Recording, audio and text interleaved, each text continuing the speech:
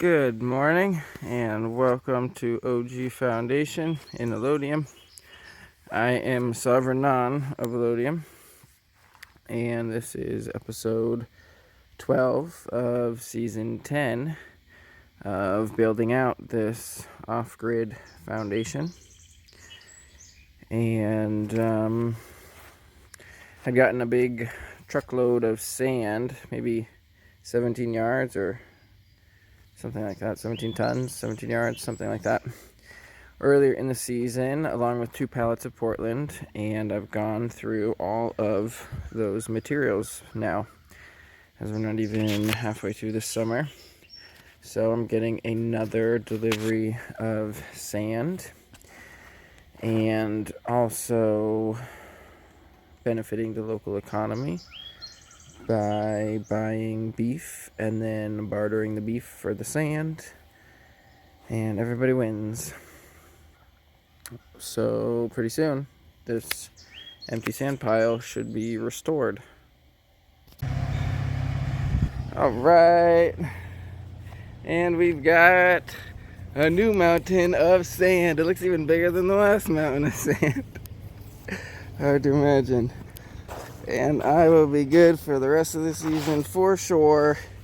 If not, probably for a good bit into next season too with all this. And now it's protected from all the detritus, the falling leaves and whatnot. And it'll be good forever, basically. Good morning. It is Wednesday. Chickens just got some food. They're all feisty. And yesterday I kind of shaped some stairs. Gotta do some slight adjustments, but I'm basically ready to anchor in those pieces of lath for the first coat so that the stairs can begin. Then I was messing with this other idea of putting an arch up there, which I might take that down, I'm not sure. All I really need is that little sidewall there, but I might build an arch. I haven't decided yet, but just getting started for today. So just wanted to show you how I was shaping these stairs. Hey y'all, Wednesday evening. Got 3 batches done today. Got some good coverage on these stairs. So probably tomorrow I can get the joint in between on the corner there, and they'll probably be able to be walkable the day after tomorrow. This one I ended up changing the shape to bend it in instead of making it more vertical like that one, which will just give a little bit more room on that step there.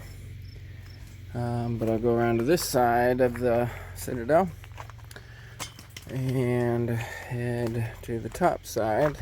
Got a bunch of coverage on this whole outside today, getting these merlons done. It's just that middle one which is the hardest to get to, and then the far corner I got all on the outside on that one, and that merlon is almost complete. There's quite a bit of work to do on each merlon, so I try to get one complete at a time, but also just getting coverage on the first batch like there is important in order to even be able to potentially complete it.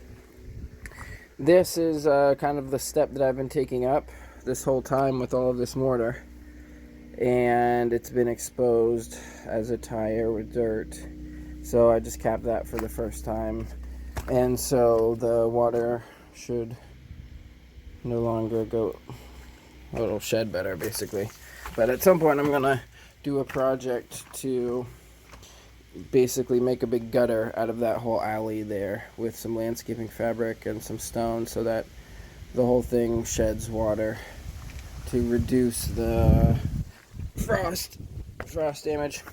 So this hole here I lathed up. I haven't finished doing the wire ties yet, but I did wire ties on the part where I got the initial coverage of the mortar. And then this wall over here is now solid, and I also leveled this corner. It might have to come up a little bit more, where it'll either drain to this side or it'll drain to that corner drain once it's raised a little more. And a lot of this has like 3 coats. Like its initial coat to get some coverage, and then another coat on the inside and outside, which is basically a finished state, or semi-finished, because if you really wanted to finish, you'd probably use a trowel with a different kind of mortar that has a different kind of lime or something in it. It'll make it white, like pre-mixed bags. But anyways, so that's pretty much what I was able to do with all of it. Got that Merlon is pretty solid now, as well as that one. And then doing a lot on the outside, which you can't see. Filled a hole here. And while also filling the hole, I was able to sweep up a lot of the mortar waste from like the little pieces that fall from up there, which you don't want to integrate with the floor because it'll make it uneven, but there ends up being like a big pile of it, but it's all the same material. So in order to fill that hole, I swept the floor and then swept it all into the mortar and then mortared it all together. So then the main thing in here is basically I got really good coverage, I think, on the outside of that corner Merlon. And then, oh yeah, the crenelles. So I got all of the crenelles adjusted in height. So those two were significantly raised a couple inches in order to get them to be level. You can see actually in the silhouette that one has a little bit of lath exposed that will have to get covered still. But it's all looking really good. I just love this hole, and now it's at such a useful height as far as being able to see out of it for anyone of pretty much any age, of 4 or something probably. So you can see what there is left to do on these Merlons going forward. There's actually a good bit of work to do on these arches when I finally want to kind of finish them more. There's a lot of exposed lath and rebar, and this is all just the initial coat. I got to do like finish coats on these pillars here, and then just more on these other Merlons. Like that corner one has a bit of work to do, so there won't be that much to visually share, and other than the stairs. And if I decide to do that arch, I still haven't decided if I want to keep that or not, and then just gonna fill up that hole. But that's kind of the plan for the next couple days, and I might end up doing some more aircrete at some point to fill in a couple more gap spaces, but that's it for now. End of the day Thursday, just one batch today. Got most of that hole filled, more on those top Merlons, and these stairs have really good coverage. Got the creases or the transition points double coated, so that'll be able to be walked on tomorrow. Good morning. It is Friday. Roosters have been singing for, it seems like 2 hours, like non-stop, and I can't decide if I want to keep this arch or not.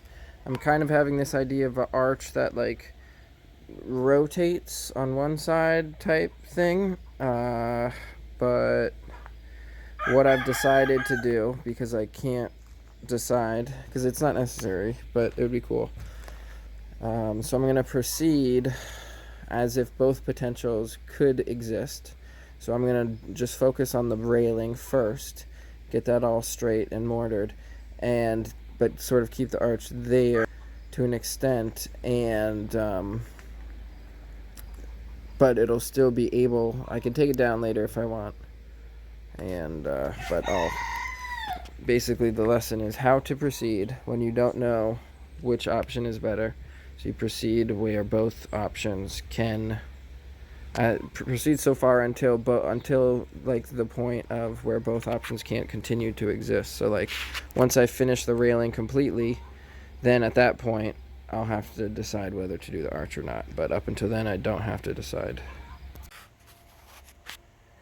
Friday afternoon, the hole here is all sealed up on the top side. It'll just need a second coat on the middle part there. That just got one coat, but most of the stuff that had got the previous coat got a second coat on it. As you can see, it's smooth and without cracks for most of it. And then I was fashioning a top stair over here. I was thinking the other stairs were going to be enough and then you could just walk up, but after almost falling on my butt wearing flip-flops, I realized I would definitely need another stair. So I got to start on that one, and then another coat, mostly on the insides of the other ones. I had cladded up the sidewall there with lath, only to realize that I need access to the sides of those stairs to reach my arm all the way in to get the insides of them. So I had to undo some of my work in order to wait until I get more mortar on the stairs. I might do another batch today and do the inside of that. Not quite sure. And I got it's difficult to get to that Merlon there, but there's a good bit of coverage on it where if I can figure out how to get up there, I can get that one finished. But I think those three are all done, and these three need some work, and those four are mostly all done, though they could certainly use a finish coat. And most of those are done, but there's certainly on the left side more so. They could use some more work up there. Then all of these arches and pillars need another coat in order to get them to be good enough, as well as some of that. So there's plenty more work to do, as well as just finishing these sidewalls. I was gonna do this whole arch over the thing there, but it's not necessary, and if wanted, it could always happen later, but it'll make finishing this up easier. But all of these little projects that I just kind of pointed out, they will probably take like a week or something, and depends on good weather. But mortar work goes slow, but it lasts long, so long as it's done well. So the arch I had over that entry staircase was basically the last piece of lath I had. And after cutting it off, I decided it would be a good kind of short wall, like railing type wall on this side. So I used all these obstacles to prop it into place. It's a kind of complicated curve, and that's not exactly how it will be, but the important part is that the bottom of the lath is where I want it to be up against the mortar, so that I can put the first course of mortar along the bottom of the lath, which will bond it to the concrete structure, and then I can bend it further from there once that's all bonded. So that's how you can just add on to the existing structure, and sometimes I call it concrete, but it's actually cement. It's because there's not really, well, that's technical. Anyways, and then gonna get a second batch on the rest of this so that this whole thing can be walked on, and then I'll end up undercoating it as well. And then this top stair here needs some more coverage to be able to get walked on. The other two can get walked on, but someone walked on the edge of that because that's not fully reinforced, that crack, but not a problem at all. I'll just add some more mortar to that and try to get some more on this wall. But I think I only have time for one batch today because of incoming rain later in the day, so I won't be able to get it all done, but I should be able to get the important parts, a little bit of progress. This is what the underside looks like. You can see where it's wetter, those two spots where it's wetter. That's where it only had one coat up there, and I just added more, so some of the water's coming through. But I'll be able to undercoat as much of this as these two buckets will cover. Just gotta do a little prep first. So 2 buckets was the perfect amount to be able to get a undercoat on all of that. And it'll dry out super fast, so I'll just have to water it regularly for a couple of days. But it gives a whole new look to this room with that hole filled up. And I think I've got to tend to some of these berry bushes and transplant them now that they can no longer thrive in here, and find a new place for them. I got all the berry bushes that were in here transplanted outside, which exposes this tire wall. So the next step is porcupining these tires, putting nails in between all the tires here, and then mortaring the tires. So I've already porcupined that whole side and most all of this side, and the mortar's all ready. So time to apply it. Monday morning. Got 2 batches of mortar on today, packing out. 2 batches of mortar on yesterday. So this is with 4 batches. It uses quite a bit of mortar when you pack out, because you're basically just filling these gaps. And it goes a lot faster. So it's easier to get the material into the place it needs to go. But there's still more to do. It's a process, so it'll probably need at least 2 more coats. But doing this anchors everything, all the tires together, and then anchors them to the structure above to make everything more solid and integrated and everything. So I'm all out of Portland, and I'm all out of lath. And I've also got another idea. Instead of, so I'm going to be moving the chickens into here, but I modified the plan.